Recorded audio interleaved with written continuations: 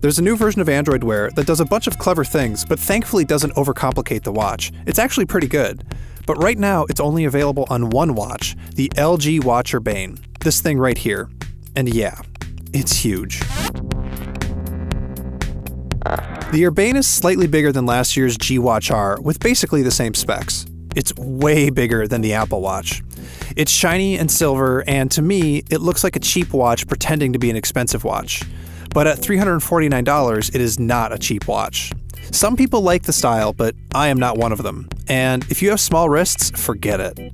The Urbane has a round face and an always-on OLED screen, and it does the usual Android smartwatch things you'd expect it to.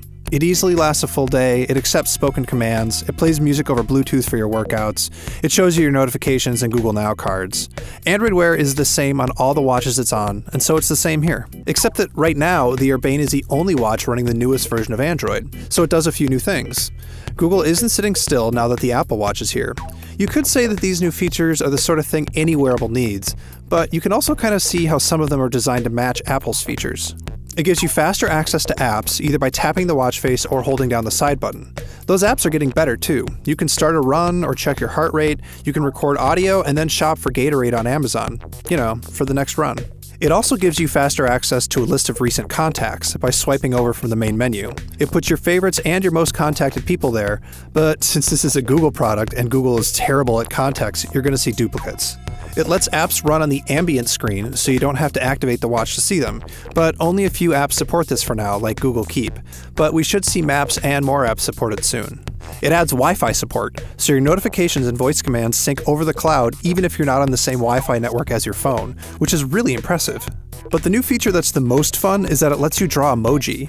When you send a text message, you literally draw the emoji you want to send on the screen, and then Google guesses what it is and gives you a list of options to choose from. I send a lot of poop emoji.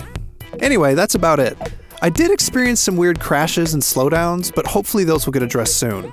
Overall, it is a really nice update for Android Wear. It keeps things simpler than the Apple Watch, but it moves Android Wear beyond just being a watch with Google Now. Google says that the update should be coming to every Android Wear watch soon, but for the moment, you really have to like big, kind of ostentatious watches to get it, because it's only on the LG Watch Urbane, which is big and ostentatious.